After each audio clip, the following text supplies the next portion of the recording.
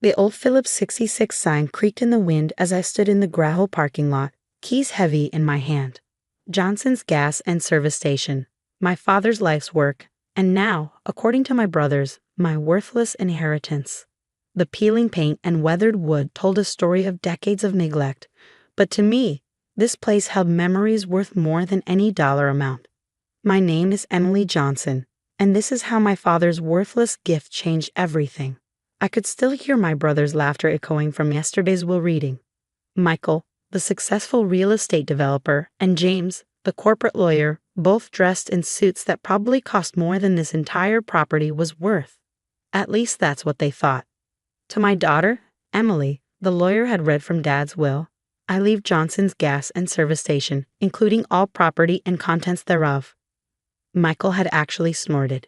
Dad's old junk pile, perfect for the grease monkey of the family. James had smiled that condescending smile he perfected in corporate boardrooms. Well, Em, at least you can work on cars to your heart's content, though you might want to sell soon. That land's worth nothing since they rerouted the highway. They'd been less amused when the lawyer continued reading. To my sons, Michael and James Johnson, I leave the remainder of my liquid assets to be split equally between them. Dad hadn't been poor, but he wasn't rich either. The liquid assets amounted to about $100,000 each, pocket change to my brothers, who'd both made their fortunes in the city while I stayed behind, helping Dad run the station and getting my mechanical engineering degree at night. Is that it? Michael had demanded. What about the lake house? The stocks? Your father sold those years ago, the lawyer explained. The proceeds were used to pay off some old debts. I knew about those debts. I'd helped Dad manage them after Mom died, watching him work 60-hour weeks to keep the station afloat and put 3 kids through college. My brothers had never looked back after graduation, too busy building their empires to notice Dad's struggles. Now, standing in front of the station in the early morning light, I felt closer to him than ever. This place had been his dream since he bought it in 1975. I'd grown up here, learning to change oil before I could drive, doing homework on the beat-up desk in his office, falling asleep to the sound of him working late into the night. The key turned smoothly in the lock. Dad had always kept everything well-oiled, even as the business declined. The bell above the door chimed just like it had thousands of times before, but the sound echoed differently in the empty space. The interior was exactly as he'd left it the day he had his heart attack. Coffee cups still on the counter, yesterday's newspaper open to the crossword puzzle he never finished. Dad had always loved crosswords, said they kept his mind sharp. Life's full of puzzles, Emmy, he used to tell me. The trick is knowing which ones are worth solving. I ran my hand along the counter, remembering all the times I'd watched him help customers here. Dad knew everyone's name, their kids' names, their car troubles, their life troubles. He'd often accept payment in installments when times were tough, keeping track in an old ledger he never computerized. The office behind the counter was small but organized. Dad's ancient desk dominated the space, its surface scarred with decades of use. The old filing cabinets lined one wall, and a calendar from 3 months ago still hung beside them, marked with service appointments in Dad's precise handwriting. I sat in his chair, the leather worn smooth by years of use. The smell of motor oil and coffee still lingered in the air, and for a moment I could almost hear his voice. Check everything twice, Emmy. The devil's in the details. Opening the desk drawers, I began the task of sorting through 45 years of business records. Dad kept everything: receipts, invoices, Christmas cards from customers, even the original purchase agreement for the station. As I worked, a pattern began to emerge. Certain documents were filed together, marked with small red dots in the corner. Others had subtle underlines or circles around dates and numbers. My father had never done anything without a reason. In the bottom drawer, I found an old photo album. Inside were pictures of the station from 1975. Dad standing proudly in front, Mom pregnant with Michael beside him. The station had been beautiful then, with fresh paint and bright signs. The highway ran right past it, bringing a steady stream of customers. But it was the background of the photos that caught my eye. Behind the station, barely visible, was an odd structure I'd never noticed before. It looked like some kind of metal framework, partially hidden by overgrown bushes. I frowned, trying to remember if I'd ever seen it. The back lot had been unused for years, gradually overtaken by weeds and scrub brush. Dad had always said we'd clear it someday, but somehow we never had. Curious, I grabbed a flashlight from the supply shelf and headed out back. The morning sun was higher now, burning off the mist that often settled in our little valley. The weeds came up to my waist as I pushed through them, following the path I remembered from childhood. The structure was still there, almost completely hidden by decades of growth. As I got closer, I could see it was some kind of derrick, maybe 20 feet tall. My heart started beating faster. Could it be? But before I could investigate further, a car pulled up out front, gravel crunching under its tires. Through the weeds, I could see Michael's expensive SUV parking next to my old pickup truck. "Emily," he called out. "You here? We need to talk about this place." I sighed, tucking the photo into my pocket. Michael never talked about anything. He announced, demanded, and expected compliance. But this time, something told me to keep my discovery to myself. "Coming," I called back, making my way through the weeds. As I emerged, I saw both my brothers standing by Michael's car, looking out of place in their business casual attire. "Emily," James began, using his lawyer voice, "we've been thinking. This place is a liability. The environmental cleanup alone would cost more than it's worth. Why don't you let us buy you out? We'll give you, say, $25,000. That's generous, considering." I looked at them, my successful, sophisticated brothers who'd never understood why I loved this place, why I had stayed to help Dad while they built their lives elsewhere. "Thanks, but no thanks," I said. "I think I'll hold on to it for a while." Michael's face darkened. "Don't be stupid, Em. You can't run a gas station these days. The big chains have taken over. This place is dead. Has been for years." "Maybe," I replied, fingering the photo in my pocket. "But it's mine now, and I'm keeping it." "We'll give you $30,000, James offered. "Final offer. Sign the papers today." I smiled, remembering Dad's words about puzzles worth solving. "No, thank you. Now, if you'll excuse me, I have work to do." They left angry, Michael's tires spitting gravel as he accelerated too fast. But I barely noticed. My mind was already back on that structure behind the station, and the meticulous records Dad had kept all these years. That evening, after hours of searching through files, I found what I was looking for.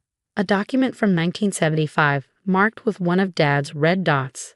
It was a geological survey of the property, including the back lot. My hands shook as I read it. If this was right, if Dad had known all along, I needed to make some calls. But first, I had to check one more thing. Moving to the old desk, I ran my hands along its edges, remembering how Dad would sometimes stare at it thoughtfully. The back panel felt different, slightly warmer than the rest of the wood. Pressing carefully, I felt a click. A small safe swung open, hidden in the desk's frame. Inside was a single envelope with my name on it. As I opened the letter, Dad's familiar handwriting brought tears to my eyes. "Dear Emmy, if you're reading this, you've already started putting the pieces together. You always were the clever one, the only one who really understood the value of patience and hard work. What you found in the back lot isn't just an old derrick, it's proof. Proof of something I discovered the day I bought this station, something I've kept secret all these years, waiting for the right time. Your brothers will try to take this from you when they realize what it's worth. Don't let them. I've left you everything you need to protect yourself. The documentation is all there, if you know where to look. Remember what I taught you, sometimes the best things in life look worthless to others. That's what makes them precious. I love you, Emmy. Make me proud." "Dad, your daddy was one smart cookie, Emily," he said, shaking his head in amazement.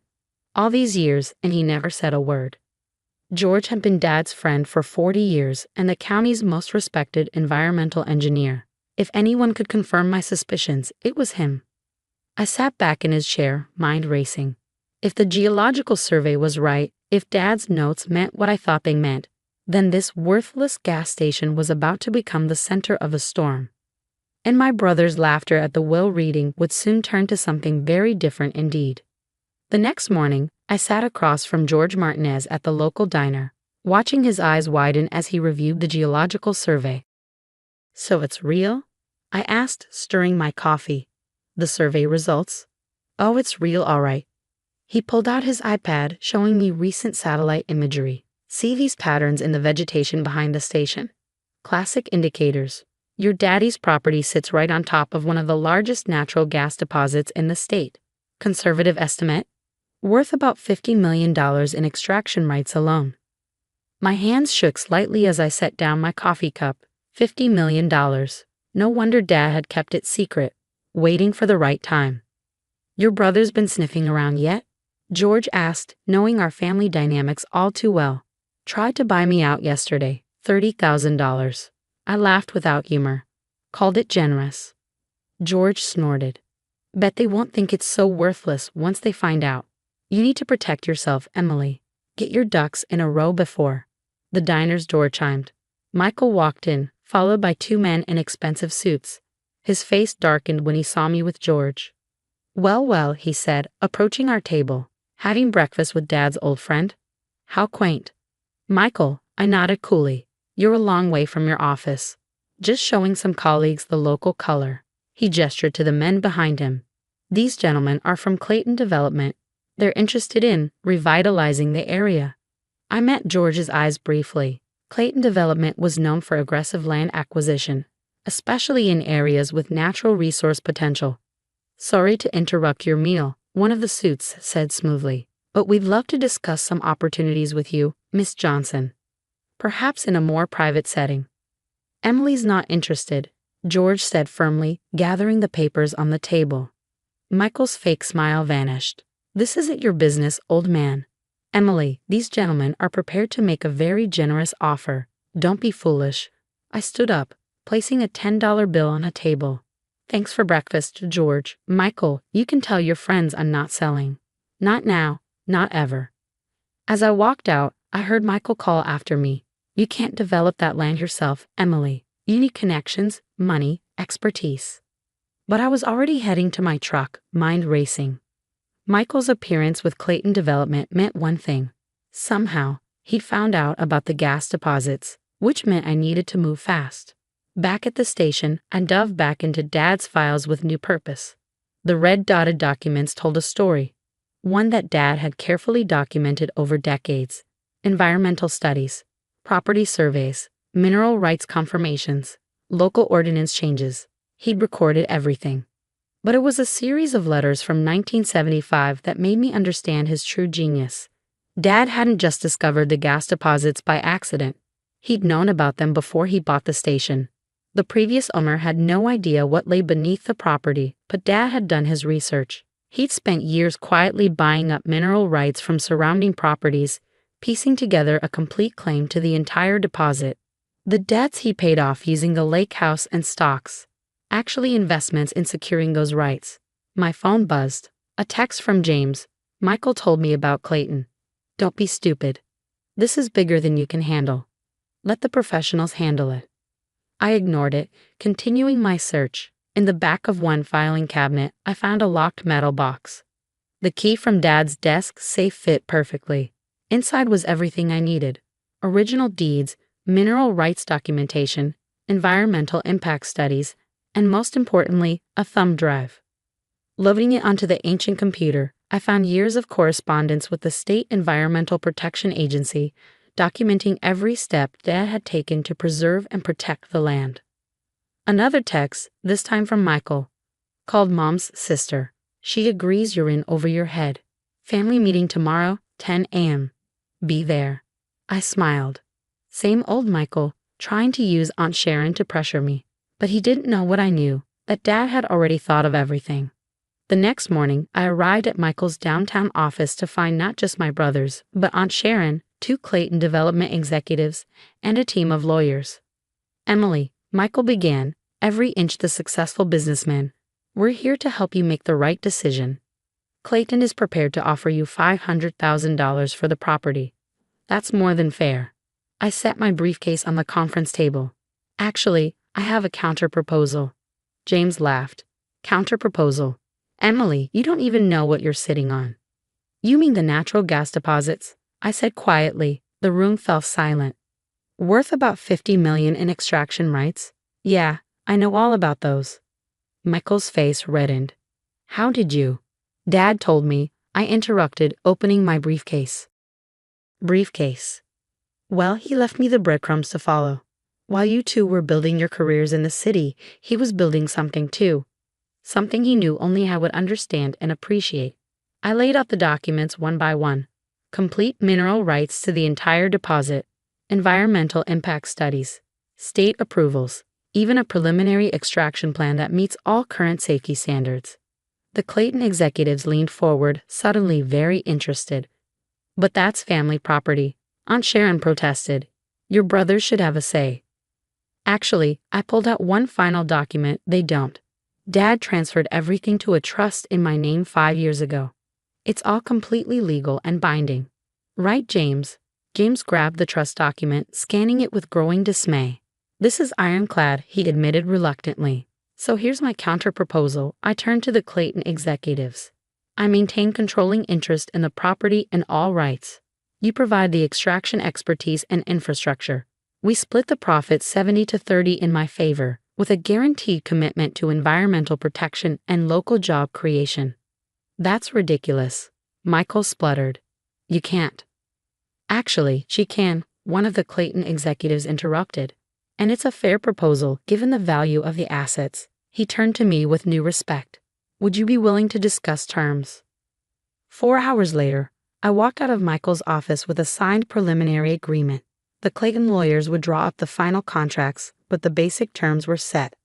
I'd maintain control while leveraging their expertise and resources, exactly as Dad had planned. Emily, wait. James caught up to me at the elevator. How long have you known? About the gas, since yesterday. About Dad's trust in me, my whole life. The elevator doors opened. You two could have visited him more. Asked him about his work. Shown some interest in the station beyond its apparent value. We had careers to build, Michael said, joining us. Responsibilities. So did I replied. To Dad, to the station, to the community he loved. Guess it all worked out exactly as it should have. Back at the station that evening, I sat in Dad's chair, looking at his crossword puzzle from that last morning.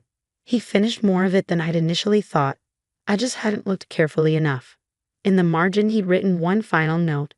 Emmy, the real puzzle isn't finding treasure. It's becoming the kind of person who deserves to find it. Over the next year, Johnson's gas and service station transformed into Johnson Energy Corporation.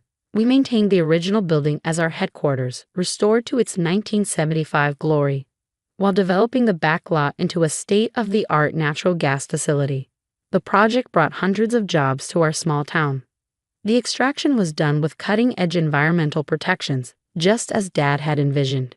We even established a scholarship fund for local students interested in environmental engineering. Michael and James eventually came around, especially after I invited them to join the company's board of directors. In non-controlling positions, of course. Sometimes the best way to heal family wounds is to give people a chance to earn what they thought they deserved. Every morning, I still arrive early, just like Dad taught me. The old Phillips 66 sign has been restored, standing proudly alongside our new corporate logo. Joe, our first employee's son, runs the service station portion of the business, keeping Dad's tradition of personal service alive. And in my office, Dad's old office, I keep two things on prominent display: the original geological survey that started it all, and a framed quote that Dad had written in his letter to me. The true value of anything, property, business, family, isn't in what others think it's worth, but in what you're willing to invest in it. Time, faith, love. Those are the real assets that appreciate. Last week, a young girl came into the station with her father, who was getting his car serviced. She was fascinated by the old desk, now restored to its former glory. My dad built this company right here at this desk, I told her. He taught me that sometimes the best treasures are hiding in plain sight. You just have to be patient enough to look for them, and wise enough to recognize them when you find them. She nodded sullenly, running her hand along the desk's smooth surface. Do you miss him? Every day, I replied, but he left me something better than money or property. He left me his legacy, not just what he built, but how he built it. With integrity, patience, and faith in the future. As I watched her leave with her father, I thought about how life comes full circle. Somewhere out there, another father is teaching another daughter the value of looking beneath the surface, of seeing worth where others see waste. And maybe, just maybe, she'll remember that lesson when it matters most. I sat on the edge of my couch, wrapped in an old fleece blanket that still smelled faintly of cinnamon from last year. The room was quiet, lit only by the soft blink of dollar store string lights draped over the miniature pine tree I'd dragged up the stairs myself. It wasn't much 3 feet tall, leaning slightly left, decorated with mismatched ornaments I'd collected from thrift bins over the years, but it was mine. And tonight, it was the only light in the room. Outside, I could hear muffled laughter from the neighboring apartment, clinking glasses, bursts of joy. Someone was playing an off-key version of Silent Night on a piano. I tried to smile to pretend it didn't sting. But it did. It always did. This was the third Christmas in a row without a call, a text, or even a passive-aggressive holiday card from my family. The first year, they blamed a scheduling mix-up. The second, they said they assumed I was busy and didn't want to pressure me. But this year, they didn't bother with excuses. Just silence. Until my phone buzzed. For a split second, my heart lifted. Maybe it was a last-minute "we're thinking of you" message. Maybe someone remembered. But when I picked it up, all I saw was a subject line "Shared Family Holiday Costs," breakdown attached, and a PDF file. I tapped it open. At the top, in bold calibri, it read, "Holiday Yacht Party, Shared Family Expenses. Total $6,100 split 3 ways. My share $3,050. I blinked. Was this a joke? I scrolled down looking for any hint of sarcasm. A winking emoji, a "just kidding." Nothing. Just bullet points catering dock fees open bar and a polite reminder to transfer payment to my father's bank account by January 5th. I hadn't even known there was a yacht party. I hadn't been invited. Not a text, not a mention. Nothing. But they remembered me when it was time to settle the bill. My stomach twisted. I set the phone down and looked back at my little tree. Its lights kept blinking warm and steady as if the world hadn't shifted in that one moment. I used to love Christmas. Used to bake with Mom, argue with Braxton over what movie to watch. He wanted action. I wanted something sentimental. Dad would wrestle with tangled lights and pretend to complain. We were loud, messy, but together. Now they had a yacht, and I had a bill. I stared at that invoice until the numbers blurred. Not even a greeting, just a request for money as if I were some disconnected relative whose only value was financial. I leaned back against the couch, my throat tightening. They hadn't set a place for me at the table, but they'd carved out a space for my share of the expenses, and somehow that said everything. I stared at the blinking lights on the tree, but all I could see was the number on the invoice, $350. That wasn't just a bill, it was a memory dragged out of the quiet corners I'd tried to seal off. A reminder of every time they'd overlooked me and how I'd let them. Growing up, my dad used to call me the independent one. He said it like a badge of honor, as if I'd won something by not needing help. He'd mention it at cookouts and holiday letters whenever relatives came around. "Corinne's always been the independent one. Handles herself." I used to smile when he said it, thinking it meant he was proud. But over time, it stopped sounding like pride and started feeling like a door quietly closing. It meant I didn't need attention, didn't need support, didn't need celebration. It gave them permission to leave me off the group texts, to assume I'd be fine without the invite, the help, the hug. And I was until I wasn't. Braxton, on the other hand, didn't have to earn affection. It was just given. He could miss curfew crash Mom's car, forget birthdays, and still be the son we all revolved around. "He's just figuring things out," they'd say. Or worse, "That's just Brax." Meanwhile, I got lectures for missing one chore or bringing home an A instead of an A+. Even now, they were still propping him up. That yacht party wasn't just a celebration, it was a coronation. He'd landed some regional manager title at a property firm, and they threw him a private cruise to mark the occasion. What they didn't say, what he definitely didn't say, was that 3 months ago he'd panicked over the application. He'd sent me his 2-page resume in shambles full of typos and half-sentences. "I don't think I'm qualified," he'd said over the phone, voice low, like he was afraid of being found out. "It's out of my league." So I stayed up 2 nights reworking it. I rewrote entire sections, polished the formatting, crafted a cover letter from scratch. I even walked him through common interview questions, pretending I didn't notice how much he leaned on me. He got the job, then the boat, then the invoice for me. No thank you text, no shout out, not even a private message. And now I owed $3,000 for the party I helped make possible without even realizing it. That was the worst part. Not the money, not even the exclusion. It was knowing I had poured effort into someone who wouldn't have done the same for me, who didn't even think to try. They kept calling me the independent one, but what they really meant was disposable. And maybe for the first time in my life, I was ready to stop wearing that label like it meant I was okay, because I wasn't. Not anymore. I stared at the invoice one last time, then opened my banking app. I didn't hesitate. I typed in my father's account details, entered $1 hour, and wrote in the memo line, Santa skipped me too. No explanation, no venom. Just the kind of message someone might laugh at if they weren't busy realizing what it really meant. I hit send. The screen flashed, transfer complete. And just like that, I felt something unstick in my chest. Not relief exactly, but a shift. Like I had finally said something I'd been swallowing for years. I set my phone down, stood up, and walked over to my tiny kitchen table, opening my laptop. It was time. The Netflix account. Mine. Hulu mine. Spotify Premium. You guessed it. Amazon Prime, HBO, Disney Plus, all under my name. I'd added family members over the years without thinking.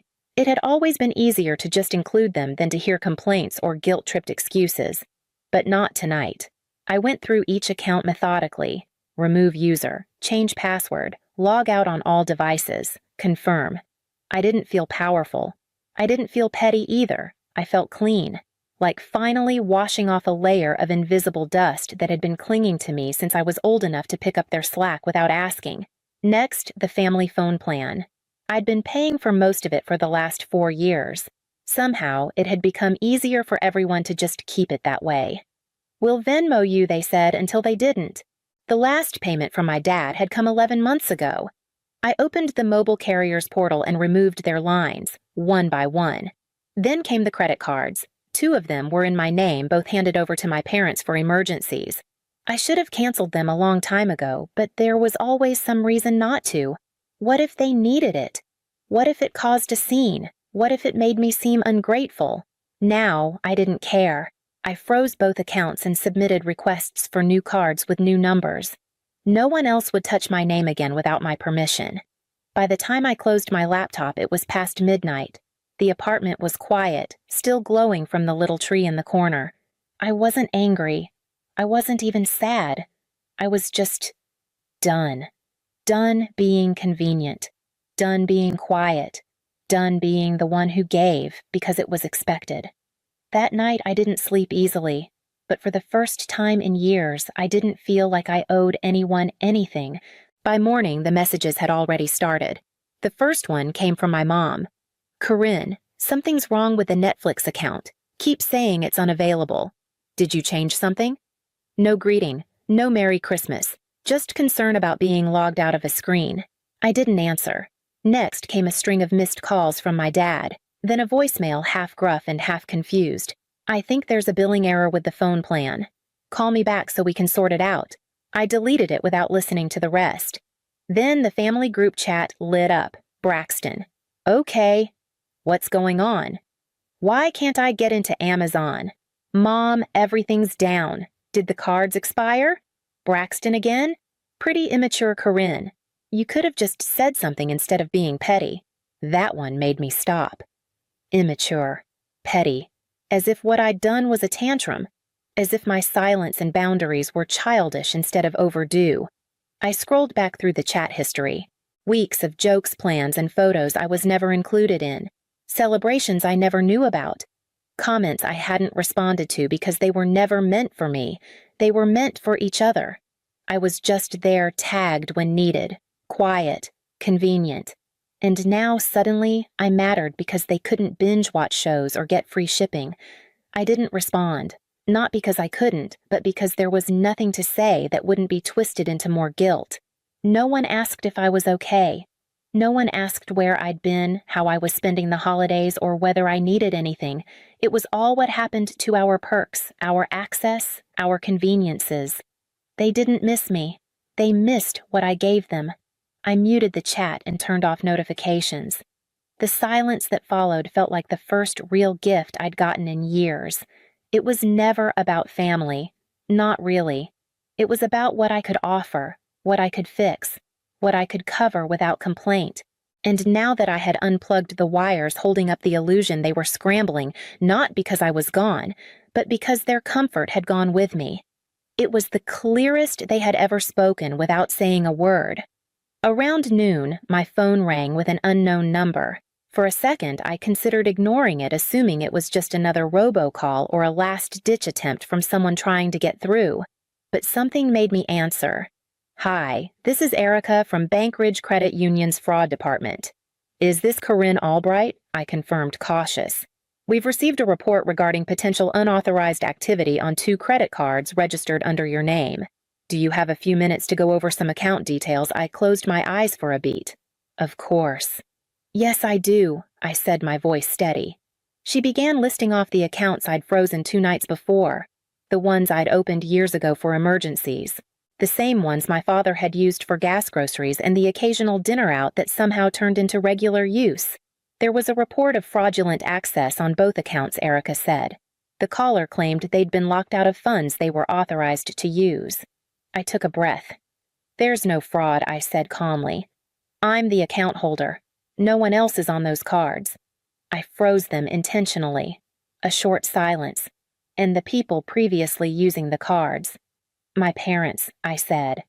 "They were using them without my consent. They knew the cards weren't theirs." I let it slide for too long. "That's over now." Another pause. I could hear typing on her end. "Understood," she said finally. "So, just to confirm, you're aware of all recent account changes and you authorize all of them?"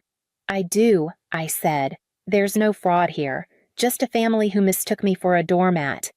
I hadn't meant to say that last part out loud, but once it left my mouth, I didn't take it back. Erica let out a soft chuckle, not unkind.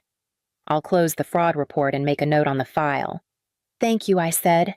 "Take care of yourself, Corinne," she added before hanging up. I stared at my phone screen for a long moment afterward, feeling the echo of my own words. I hadn't yelled. I hadn't broken down. I'd just told the truth. And the strange thing was, it didn't feel like confrontation. It felt like freedom. They wanted the benefits of my name, my resources, my silence. But now they had to deal with something unfamiliar, me unafraid to be heard. After the call with the bank, I didn't bother checking the group chat again. The notifications kept coming, but I let them pile up. I knew what they'd say before even reading them, confusion masquerading as concern, followed by thinly veiled guilt trips wrapped in the word family. I didn't reply. Not out of spite, not even out of anger. I was just done. For the first time in years, I let the silence grow without rushing to fill it. I didn't explain myself. I didn't soften the edges of their discomfort. I stopped managing their emotions like it was my unpaid job. It was strange at first, the quiet, the absence of expectation. No calls asking for favors, no sudden bills forwarded to my inbox, no small talk masking requests, just stillness. And then, without warning, New Year's Eve arrived. I didn't have plans. I didn't make any. But around 7, I put on a sweater I loved and walked to a small restaurant downtown. Nothing fancy, just warm lighting and the hum of soft music. I asked for a table by the window. The waiter brought me a menu and didn't blink at the fact that I was alone. I ordered a glass of red wine, a ribeye, and mashed potatoes. The meal came hot and unhurried. I didn't rush through it. I didn't check my phone. I didn't wonder what they were doing or if they were wondering about me. I just ate. And when midnight came and the restaurant filled with gentle cheers and clinking glasses, I raised mine quietly. No one toasted with me. No one needed to. Because I wasn't toasting the year ahead. I was honoring the part of me that had finally stopped begging to belong. For so long I had accepted scraps, emotional leftovers, last-minute invites if I was lucky, always the one who understood, the one who bent so others wouldn't have to. But tonight I had chosen myself, not in rebellion, not to make a point, just because I was tired of waiting to be seen by people who only looked for me when they needed something. I paid the bill, left a generous tip, and stepped outside into the cold, crisp air. The streets shimmered with celebration, but I didn't feel left out. For once, I wasn't hoping for a text that wouldn't come. I had finally shown up for me. The email came the second week of January. Subject line: "We need to talk." I almost deleted it without opening, but something in me wanted to know what version of the story he was trying to tell. I clicked. The message wasn't long, but it was careful, every sentence trimmed to sound concerned without admitting anything. He said he'd noticed some changes, that things seemed tense lately. Then came the kicker. Family sticks together even when things get hard. We should never forget that. There it was, wrapped in sentiment, rolled in nostalgia, but hollow. He didn't mention the yacht party, the invoice, the fraud report. He didn't say sorry. He didn't ask how I was. Just implied that I had broken something I was supposed to keep intact. I stared at his message for a long time before hitting reply. I didn't explain. I didn't defend. I typed 4 words. "So why didn't you?" That was it. No greeting, no signature. Just a mirror held up to his carefully crafted guilt. I hit send and closed my laptop. I didn't need to wait for a response. I knew one wouldn't come, not one with honesty anyway. They had spent years calling me strong, resilient, the one who holds it all together. But strength had become their permission slip to forget me, to skip inviting me, skip thanking me, skip showing up. Now I had said the one thing they'd never expected to hear. I had asked the question that didn't come with an easy answer, one that cut past the excuses and politeness and landed exactly where it hurt. I didn't need an apology.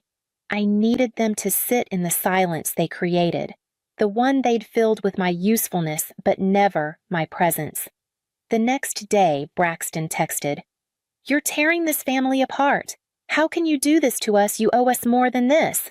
I read it once and didn't respond. He hadn't asked why I was hurt. He hadn't even acknowledged it.